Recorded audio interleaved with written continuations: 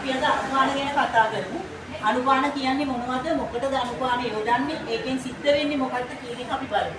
අනුපාන හැටියට ඕගලන් දන්නවා භාවිත කරන ද්‍රව්‍ය තියෙනවා සීනි, මී පැණි, උප් පැණි, ඒතර එඬරු තෙල්, එළඟි තෙල්, පෙරුම් කායම් කුඩු, කිතුල් හකුරු, චිත්‍රකරඤ්ඤ තෙල්, ඉඟුරු ඉස්ම, ඇඹුල් දොඩම් ඉස්ම, සහිත ලුණු, දෙහියුෂ. ඔන්න ඔය වගේ දේවල් අපි අනුපාන හැටියට යොදා ගන්නවා. එතකොට මේ අනුපානයක් අපි බෙහෙතකට යොදන එකෙන් මොකද්ද බලාපොරොත්තු වෙන්නේ? එක්ක සොරසයක් හරි. ඒ සොරසයක් කියන්නේ අපි මොනවා හරි අමුද්‍රව්‍ය ටිකක් අරගෙන කොටලා මිරිකලා ගත්ත ඉස්ම ටිකක්. අපි හිතමුකෝ බඩේ අජීර්ණයක් තියෙන වෙලාවක් කියලා. එහෙම වෙලාවට අපි හිතමු ඉනිවේරිය ටිකක් අපි කොටලා මිරිකලා ඉස්ම ටිකක් අරගත්තා. ඕකට ඉස්සරහේ කරන්නේ මොකද? අර යකඩ ඇණියක් අරගෙන ඕක රත් කරලා ඒකට දාලා පිරිසිදු අලුත් යකඩ ඇණියක් නේ. ඒක රත් කරලා අරකට දානවා. ඒ දාන්නේ මොකද? අර රත් වෙච්ච යකඩේ තියෙන උෂ්ණත්වයෙන් අර කොළ ඉස්ම ටික රත් වෙන්නේ. මොකද අමු සොරසේ දිරව ගන්න අපහසුයි. ඒක අර වන්දුවේ තම්බලා ගන්නවා වගේ ඊටත් වැඩි අඩු උෂ්ණත්වයකින් අර රත් කරපු යකඩේ ඒකට දැම්මහම ඒ කුණුසුම එනවා. ඒකට අපි මොකද කරන්නේ? මීපැණි පොඩ්ඩක් දාලා මේ පානය කරන්න දෙනවා අර බඩේ අජීර්ණ වගේ අවස්ථාවක. මීපැණි යොදන එකෙන් මීපැණි වල විශේෂ ගුණයක් තමයි මතක තියාගන්න සූක්ෂම වාහී ගුණය තියෙනවා. සූක්ෂම වාහී ගුණය කියන්නේ ශරීරයේ ඕනෑම කුඩා සිදුරක් ඇතුලේ ගමන් කරන්න පුළුවන් හැකියාව. ඕනම සිදුරක් ඕනම ස්රෝතසක් කරා ගමන් කරන්න පුළුවන් හැකියාව. ඒකත් වහා ගමන් කරන්න පුළුවන් හැකියාවක් තියෙනවා. දැන් අපි කියන්නේ මීස ශරීරයේ වහා පැතිරෙනවා කියන්නේ. අන්න ඒ වගේ මීපැණි වලක් තියෙනවා අපේ සිරුරේ වහාම පැතිරිලා යන්න පුළුවන් හැකියාව. එතකොට ඒ ඕනම ස්රෝතසක් තුලින් වහාම පැතිරිලා යන්න පුළුවන් හැකියාව හින්දා තමයි ගොඩක් වෙලාවට අපි කසාය වලට මීපැණි යොදන්නේ. ඒ සූත්‍රවාහී ගුණය තියෙනවා ඒක පහසුවෙන්ම අනික මේක පහසුවෙන්ම දිරව ගන්න ඕනම රෝගාවස්ථාවක පහසුවෙන්ම දිරව ගන්න පුළුවන් සැහැල්ලු ගතිය තියෙන එකක් මීපැණි කියන්නේ. එතකොට අපි බලමු දැන් මීපැණි නැති වෙලාවක නම් අපිට සීනි වගේ දෙයක් යොදන්න පුළුවන්. හැබැයි මම නම් සීනි යොදන එක එච්චරම අනුමත කරන්නේ නැහැ. මොකද දැන් සීනි වල අර සල්ෆර් ඩයොක්සයිඩ් එහෙම දාලා ඒක සල්ෆර් ඩයොක්සයිඩ් වායුව දාලා ඔය වගේ එක නොඑක අර විරංජනයන් ප්ලග් කරලා නොඑක ඒවා තියෙන හින්දා ඊට අමතරව අපිට උප්පැණි යොදන්නත් පුළුවන්. දැන් අර කවියකුත් තියෙන උප්පැණි මීපැණි ඉංග්‍රීසියෙන් එකක් දෙන්න පොලිසුනේ මීයෙන් වගේ ඒ වගේ අපිට මේ එඬරු තෙල් එළඟි තෙල් අර මේ වගේ දේවල් යොදන්නත් පුළුවන්. ඒකම සහිතලු.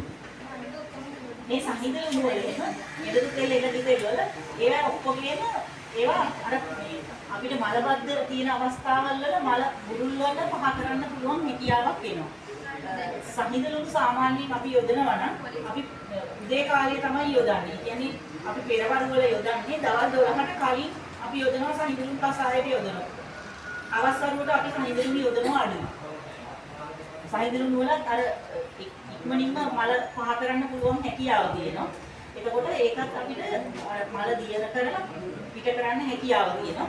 ඒකෙන් වෙන්නේ වාත අමාරු වගේ කියනකොට අපි හිතමුකෝ ලොකු වාත රෝගයක් සයිටික් නර්ව් එකේ ප්‍රශ්නයක් වෙලා මෙහෙම එතන කොන්දේ පටන් අරන් ඊට මෙහෙම තත්තම හරහා ගිහලා මෙහෙම ඇවිල්ලා දඩිස්සෙන් මේ පැත්තෙන් බලු කරටම යන නර්ව් එකක් තමයි සයිටික් නර්ව් එක. ඒක සාමාන්‍යයෙන් අපේ මහපට ඇඟිල්ලක ප්‍රමාණය තමයි මහපට ඇඟිල්ල තරම් ප්‍රමාණයක් තමයි මේ සයිටික් නර්ව් එකේ ප්‍රමාණය. එතකොට ඒක තමයි අපේ ඇඟේ තියෙන ලොකුම නර්ව් එක. එතකොට මේ ඒ වගේ වෙලාවක අපි දන්නවා වාතයේ කෝපයක් වෙච්ච අවස්ථාව. එතකොට මේ වාත අනුලෝමන හැකියාව කියන එක තියෙන්න ඕනේ. ඒ කිපිච්ච වාතය ශරීරයේ පහළට යොමු කරලා පිට කරලා යවන්න. ඒ වාත අනුලෝමනය කරගන්න තමයි අපි මේ වගේ මල උල් කරලා පහ කරන ඖෂධ යොදවුවාම ඒවැය තියෙන වාත අනුලෝමන ගුණය. එතකොට මේ වාත රෝග ඉක්මනින්ම අඩු වෙන හැකියාව තියෙනවා මේ එළඹ තෙල්, එළඹි තෙල්, සහිතලු ඒ වගේ දේවල්. මෙතන මේ චිත්‍රකරණ්‍ය තෙල් එක මේක කඩවටම දියර කරලා මල පහ කරන තෙල් වර්ගයක්. මේකෙන් බිඳු ගාණක් තමයි අපි ඖෂධයකට යොදනකොට යොදන්නේ. ඒකේ විදිහට ඒ වගේ පෙරුකායන් කුඩු වගේ එකක් ගත්තොත් පෙරුකායන් කුඩු වල ඔබ දන්නවා මේකේ තියෙන ඇන්ටිබයොටික් ඇක්ෂන් එකක් තියෙනවා. ඇන්ටිබයොටික් ඇක්ෂන් එක ඇන්ටි ෆංගල්, ඇන්ටි වෛරස් ඔන්න ඔය කියන ක්‍රියාවන් මේකේ තියෙනවා. එතකොට මේකේ අපි දන්නවා පහුගිය කොරෝනා කාලේ ඔබට මතක ඇති පෙරුකායන් කෑලි අරගෙන අපිට නාසයට මේකේ සුවඳ ආග්‍රහණය වෙන විදිහට උරෙස් මේ මෙතන මේ උරහිසෙර කිව්වා අතේ මේ බාහුවේ බැඳ ගන්න කියලා කිව්වා. එහෙම නැත්නම් නූලක ගැට ගහලා මෙතන බෙල්ලේ එල්ල ගන්න කියලා කිව්වා. එහෙම නැත්නම් උඩ සාක්කුවේ පෙරුකායන් කෑල්ලක් දාගන්න කිව්වා. ඒ ඇයි ඒකේ මේ ඇන්ටිබයොටික්, ඇන්ටිෆංගල් and ඇන්ටිවයිරස් ඇක්ෂන් තියෙනවා. ඒ කියන්නේ වෛරස් වලට විරුද්ධව ක්‍රියා කරනවා. දිලීර වලට විරුද්ධව ඒතර බැක්ටීරියා වලට විරුද්ධව ඒ ක්‍රියා කරන හැකියාව තියෙනවා. ප්‍රතිශක්ති කරන හැකියාව තියෙනවා. වසංගත රෝග දෝ වෙන කාලවල ඒ වසංගත රෝග වලින් ආරක්ෂා වීමේ හැකියාව තියෙනවා මේ පෙරුම්කායන් වල.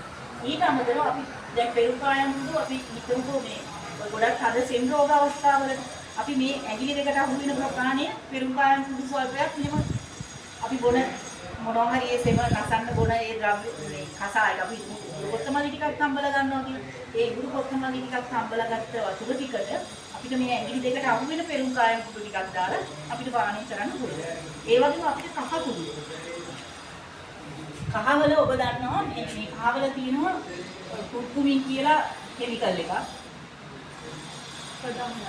මේ කහවල තියෙනවා කුර්කුමින් කියලා කෙමිකල් එකක්. මේක එකක් ඇන්ටිඔක්සිඩන්ට් එකක් හැටියට ක්‍රියා කරනවා. අනික මේක ඇලර්ජික් කන්ඩිෂන්ස් වලට විරුද්ධව ක්‍රියා කරන හැකියාව තියෙනවා. එතකොට මේක ඔබ දන්නවා කහ විස බීජ නාශකයක් කියලා. එතකොට කහවලින් ඔය කොරෝනා වගේ තියෙන කාලවල වල දැන් මේ දැනටත් ආයි නැවතත් මේ ඒ වෛරස් එක ක්‍රියාත්මක වෙන කාලේ දැනගෙන ඉන්න එක හොඳයි. ඔබ බොන උණු වතුර ටිකකට හරි කහ කුඩු මෙහෙම ඇඟිල්ලට අහු වෙන ටිකක් ඒ වගේම ගම්බිරිස් කුඩු පොඩ්ඩක් අපිට ඔබ දන්නවා ගම්බිරිස් වල තියෙන පයිපරින් කියලා කෙමිකල් එකක්. එතකොට මේ කහවල තියෙන මේ කුර්කුමින් වල ඇක්ෂන් එක හොඳට වැඩි කරලා දෙනවා මේ පයිපරින් එක තියෙනකොට. එතකොට කහ කුඩු පොඩ්ඩකුයි ගම්බිරිස් කුඩු පොඩ්ඩකුයි මෙහෙම බොන කේකට දැම්මත් මේ කොරෝනා වගේ කාලවල වල අපිට එන බාහිරින් එන වෛරස් බැක්ටීරියා වලින් ආරක්ෂා වීමේ හැකියාව ලැබලා දීලා අගේ තියෙන ප්‍රතිශක්ති කරන හැකියාව වැඩි කරලා දෙනවා.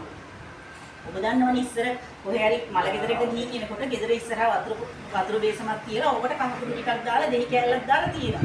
ඇයි අර දෙහි වල තියෙනවා දැන් අපි ඒක කරන්නේ අර දෙහි කහ වතුරේ ගෑවිච්ච දෙහි කෑල්ල අරගෙන මෙහි ඔළුවේ වතුර ළඟට ගෙට එනවා. එහෙම නැත්නම් මාපට ඇඟිලේ නියපොතු දෙකේ අර කහ කුඩු පොඩ්ඩක් අතුල්ලාගෙන මේ කහ කෑල්ලක් දාගෙන මල ගෙවල් වල යනවා. මොකද අර බාහිරින් එන විස බීජ අපිට ඇඟට එන්න තියෙන හැකියාව අඩු කරනවා. මොකද කකුලේ මහපට ඇඟිල්ල කියන්නේ කෙලින්ම අපේ මොළෙත් එක්ක සම්බන්ධයි. එතකොට අන්න ඒ වගේ හැකියාවක් මේකේ තියෙනවා. එතකොට මේ කහවල තියෙන ඒ විස බීජ නාශක ගුණය අපිට මේ අනුපානක් හැටියට කහපොළ යොදන එකෙන් නැති කරගන්න පුළුවන්. අනික ඇන්ටිඔක්සිඩන්ට් එක දුන්නම වෙන්නේ මොකද්ද? ඇන්ටිඔක්සිඩන්ට් එකක් කියන්නේ ප්‍රතිඔක්සිකාරකයක්. අපි දන්නවා පිළිකාවක් කියන්නේ අපේ ශරීරයේ වෙන අසාමාන්‍ය සෛල වර්ධනය. ඒ අසාමාන්‍ය සෛල වර්ධනයක් වෙන්න බාහිර පරිසරයේ හරි අපේ සිරුර තුර හරි මොනවා හරි එක්රැස් වෙන විෂ පදාර්ථින්ද අර අසාමාන්‍ය සෛල වර්ධනය වැඩි කරනවා. ඒකකොට මුක්ත කණ්ඩක එහෙම නැත්නම් ෆ්‍රී රැඩිකල්ස් කියලා තියෙනවා. ඒකට ඒවට විරුද්ධව ක්‍රියාත්මක මේ ඇන්ටිඔක්සිඩන්ට් වලින් මේ කහවල මේ කුර්කුමින් මන්තු ඇන්ටිඔක්සිඩන්ට් එකක් හැටියට ප්‍රතිඔක්සිකාරකයක් හැටියට වැඩ කරනවා කියලා. එතකොට අර පිළිකා සෛල විතරක් අනිත් සෛල වලට හානි නොකර පිළිකා සෛල මර්ධනය කිරීමේ හැකියාව තියෙනවා. ඒ හැකියාව තවත් වැඩි කරලා දෙනවා. ඒක ගම්බිරිස් කුඩුත් එක්ක එදුවම මේ කුර්කුමින් වල තියෙන හැකියාව තවත් වැඩි කරලා දෙනවා මේ පයිපරින් වල තියෙන ඇක්ෂන් එකත් එක්ක. එතකොට ඔබට දැන් මේකෙන් පැහැදිලි ඇති මේ තවත් එක ද්‍රව්‍යයක තියෙන හැකියාව තවත් වැඩි කරලා දෙන්න.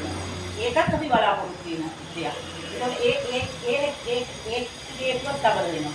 අනික කිතුල් ලබනවා. දැන් ඔබ දන්නවා කිතුල් ලබු දැන් අපි මොනවා හරි ඉස්සර දෙවි මල් ටිකක් නරවරා මල් ටිකක් ඒ වගේ දේවල් අපි තම්බල පානය කරනකොට ඒක දෙලුලි එලි ටිකක් දෙලි කට්ට අපි තොගු කරලා ඒකත් අපි දැන් තම්බල බොනවනේ.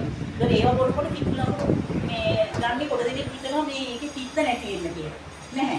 එකක් තමයි අර මේකේ කිතුල් ලබු වලින් ඒ විතරක්වත් නෙමෙයි. දැන් ඔබ දන්නවා සමහර කාන්තාවන්ට දැන් නිසස් පේන් එක එනකොට කදට ඒක උල ගන්න බැරි තරම් ඉනාය ඉන්නවා. එහෙම අයට මේ කිතුල් ලබු එක කලටි පොල්. කුරුම්බ අපි කියන කුරුම්බ වැඩි පොඩ්ඩක් තරමක් නේද? ඒ කලටි පොල්ලෙන් කලටි පොල් වෙන සයිස් එකයි කුරුම්බයි අතරේ සයිස් එකේ ඒ කුරුම්බ ටික මේ කිතුල් ලබුත් එක්ක කෑහම මේ නිසස් පේන් එක අපිට ගොඩක් අඩු කරලා දෙනවා. එතකොට මේ ඉඟුරු ඉස්ම අපි බලමු. ඉඟුරු ඉස්ම දැන් අපි හිතමු බඩේ අජීර්ණයක්, වමනයක්, ඒ වගේම අපිට අප්‍රියාව, කෑම අරුචියක් අන්න ඒ වගේ තියෙන වෙලාවල මේ ඉඟුරු වල තියෙන කෙමිකල්ස් වලින් අපිට අර කුසගින්න වැඩි කරලා දීලා මේ හොඳට කෑම දිරවන තත්ත්වයට පත් කරලා දීලා මේ ඒ කියන හැකියාවල් මේකෙන් ලබලා දෙනවා. එතකොට ඇඹුල් දොඩම් විෂ වගේ දෙයකදී ඔබ දන්නවා ඇඹුල් දොඩම් වල තියෙනවා මේ ඇඹුල් ගොඩන් වල තියෙන ඇඹුල් ගතියට අර සෙම බුරුල් කරලා පිට කරන්න පුළුවන් හැකියාවක් තියෙනවා. අන්න ඒ දැන් අපිට සමහර කැස්ස වගේ සෙම පිට නොවන කැස්ස වගේ වෙලාවල් වල නැතුව දැන් හදලා ලීස් එක කෙනෙකුට එහෙම දෙන්න හොඳ නෑ. මොකද ඒක වැඩි වෙන්න පුළුවන්. නමුත් කැස්ස පිටිලා සෙම කඩලා යන්නේ නැති වගේ අවස්ථාවක අර සෙම ටික يعني එක්ස්පෙක්ටරන්ට් එකකින් අපි කරන්නේ කොෆි එක්ස්පෙක්ටරන්ට් එකකින් කරන්නේ සෙම කඩලා ඉවත් කරන එකනේ. එතකොට මේ ඇඹුල් ගොඩන් ඉස්කෙනුත් ඒ සෙම ගලවලා ඉවත් කරන හැකියාව ලබා දෙනවා. එතකොට දෙහි උෂ වලින් අපිට ඒකේ දෙහි උෂ වලින් විස බීජ නාශක හැකියාව තියෙනවා. ඊට අමතරව දෙහි ඔය දෙහි උෂ ගැන ඒක එතකොට බඩගින්න වැඩි කරලා දෙනවා. කෑම දිරවන ශක්තිය දීපන පාචන ගුණ ඔය කියන ඒවා තියෙනවා. ඔව් සෙන්න දෙනවා. එතකොට ඊට අමතරව අපිට දෙහි ගෙඩිය ලෙල්ල ගත්තාම ඒකේ තියෙනවනේ පැංගිරි. ඒ පැංගිරි වලින් මොකද කරන්නේ? මේ අපි ඔබ දන්නවා දෙහි ලෙලි එහෙම නැත්නම් දෙහි කොළ නැතිනාරන් කොළ ඒ වගේ එකක් හරි ඒව නැත්නම් අපිට දෙහි ලෙල්ලක් හරි පෙති කපලා දාලා උණු වතුර තඹලා ස්ටීම් කරන්න මුණට ඒකේ වාෂ්පය ඇල්ලුවම මේ නල්ලේ ඔළුවේ කැක්කුම තියෙන වෙලාවට මේ ඉස්සරහදී අඩු කරලා දීලා මේ කඳු ගන්නවා මේ ටිකේ කැක්කුම එනවා මේ නල්ලේ කැක්කුම එනවා. ඒකට අපිට හොඳට දාඩිය දාන්න දුන්න ඇල්ලුවම මේ සයිනස් පළල් වෙලා මේ වගේ තියෙන මේ කණින් මෙහෙම එන නාල ඒ වල තියෙන සෙම පදාර්ථ බුරුල් කරලා පිට කිරීමේ හැකියාව ලැබලා දීලා අපිට ඉස්සරහදී අඩු කරගන්න හැකියාව දෙනවා. එතකොට ඒ තියෙන අර වාෂ්පශීලී තෛල වර්ග වලින් දෙහි ලෙල්ලේ තියෙන අර පැංගිරි සුවඳ තියෙන ඒ පැංගිරි සුවඳ තමයි මේ හැකියාව තියෙන්නේ. ඒ වාෂ්පශීලී වොලටයිල් ඔයිල් කියලා කියනවා අපි.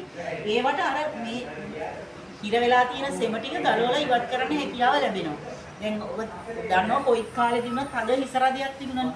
ඒ හිසරදයට අපි මේ කොළ දාලා හරි එහෙම නැත්නම් දෙහි කොළ දොඩල් කොළ දාලා හරි අත්නාරන් කොළ දාලා හරි එහෙම නැත්නම් දෙහි දෙල්ලක් පෙති කපලා දාලා හරි නම්බලා දුන්නේ ඇල්ලුවාම ඒ තියෙන හිසරදේ තත්ත්වය වලින් පහ මිදීමේ හැකියාවක් තියෙනවා.